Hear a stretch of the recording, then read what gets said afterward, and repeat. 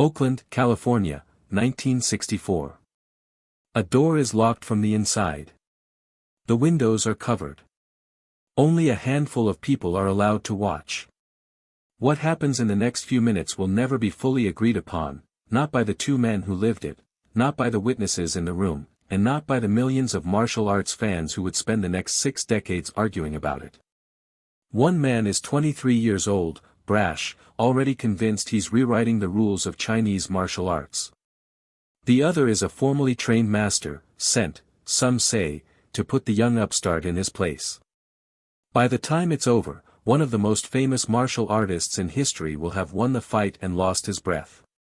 And that loss will haunt him so much that it changes the entire direction of his life's work. This is the story of Bruce Lee versus Wong Jack Man, the private duel that public legend turned into folklore.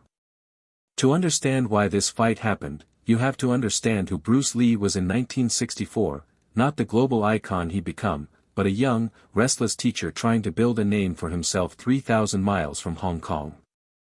Lee had grown up in Hong Kong studying Wing Chun under the legendary Yip Man, alongside training in various other systems and, famously, cha-cha dancing, which he was good enough at to win a Hong Kong championship. He moved to the United States as a teenager, eventually settling in Seattle, where he opened his first martial arts school. By his early 20s he'd married Linda Emery and relocated to Oakland to open a second school with his friend and business partner James Yim Lee, no relation, just a shared surname and a shared obsession with combat efficiency. Here's where things get controversial. Traditional Chinese martial arts in America at the time operated under a set of unwritten rules. Kung Fu was taught almost exclusively to Chinese students, and it stayed largely hidden from non-Chinese audiences. Techniques were guarded like family secrets, passed down through lineage and loyalty, not sold to whoever walked through the door. Bruce Lee thought this was, frankly, ridiculous. He taught anyone who wanted to learn, black, white, Japanese, it didn't matter to him. He believed martial arts should evolve like a living thing, discarding what didn't work and keeping what did, regardless of which style it technically belonged to. This philosophy would eventually become Jeet Kune Do, but in 1964 it was still just Bruce being Bruce, opinionated, confident, and openly dismissive of traditions he considered outdated. That attitude did not sit well with everyone in the Chinese martial arts community. The most widely repeated version of events goes like this: leaders within the San Francisco Chinese martial arts community were unhappy with Lee's decision to teach non-Chinese students. According to this account, a delegation approached Lee, either directly or through intermediaries, with an ultimatum, or at least a strong suggestion, that he stop. Lee, by nature and by principle, refused. What followed, the story goes, was a formal challenge match, arranged, by some accounts, almost like an old-world duel with rules attached.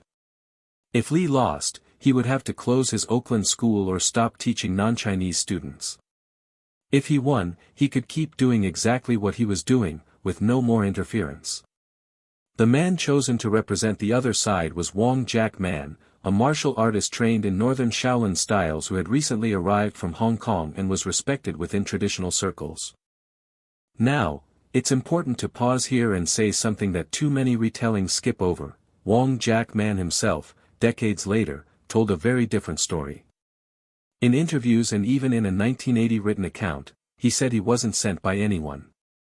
He claimed he'd simply heard about Lee's public statements, including comments where Lee reportedly criticized traditional kung fu as impractical, and remarks some considered disrespectful toward the wider Chinese martial arts community, and he decided, largely on his own, to challenge Lee to defend those claims.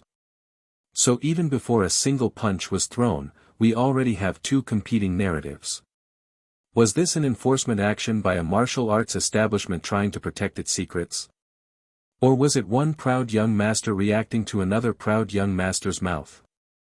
The truth, as it usually is with Bruce Lee mythology, probably sits somewhere in the tangled middle. Whatever the true motivation, both men agreed to meet. And on a day in 1964, at Bruce Lee's own Oakland studio, they closed the doors, and the fight began. Here's where the accounts diverge most sharply, and where the legend really starts to take on a life of its own. According to Linda Lee Cadwell, Bruce's wife, who was present, the fight was fast, chaotic, and far from the clean, cinematic duel people might imagine. She described Wong Jack Man as almost immediately going on the defensive, at one point turning and attempting to flee around the room, with Bruce chasing him down. In her telling, Bruce pinned Wong to the ground and it was over in about 3 minutes, decisively, in Bruce's favor. Wong Jack Man's account is almost a mirror opposite. He claimed the fight lasted closer to 20 to 25 minutes, that he never ran, and that he had Bruce Lee in a position where he could have finished him but chose to hold back and not seriously injure him, out of restraint.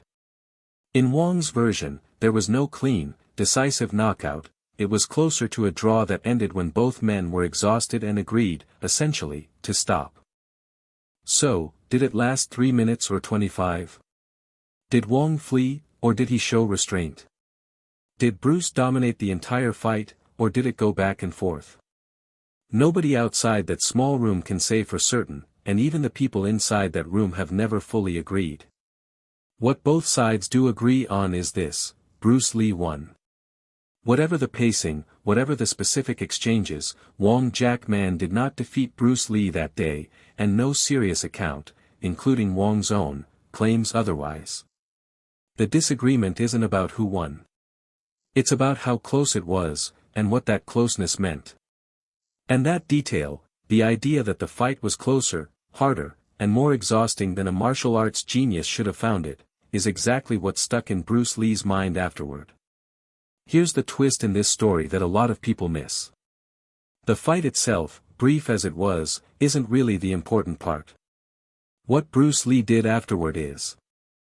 By his own account, relayed later by his students and by Linda, Bruce was deeply unsatisfied with his own performance.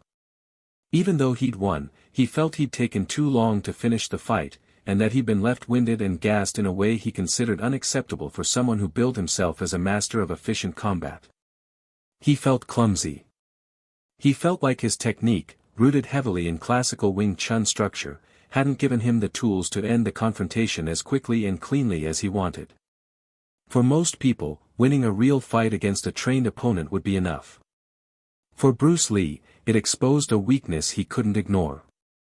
So he did something that, in hindsight, changed martial arts history. He went back to basics, not the basics of technique, but the basics of the human body. He began obsessively studying Western boxing footwork, fencing principles for distance and timing, and above all, physical conditioning, strength training, cardiovascular endurance, explosive power. He wanted a body that would never run out of gas again, no matter how long a fight lasted. He also began questioning the rigid, stylized forms that dominated traditional kung fu training, the idea that you drill fixed patterns until they become reflex, rather than training to adapt freely to whatever situation is actually in front of you. Out of that reflection came the philosophy that would define the rest of his short life, Jeet Kune Do, the way of the intercepting fist, not a fixed style at all, but an approach built on taking whatever works from any discipline and discarding rigid tradition for its own sake.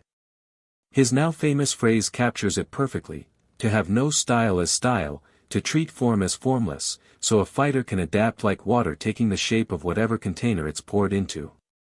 In other words, the fight against Wong Jack Man didn't just test Bruce Lee's skill. It broke his confidence in the system he'd been raised in, and that break is arguably the single most important turning point in his entire career. Without those uncomfortable few minutes in an Oakland studio, there may never have been a Jeet Kune Do.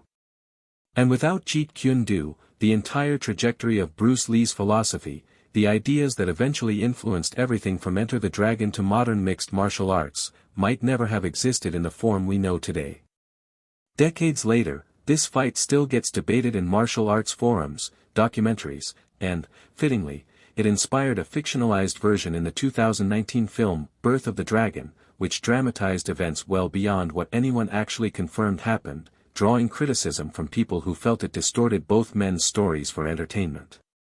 Part of why this incident endures is because it captures something bigger than one fight.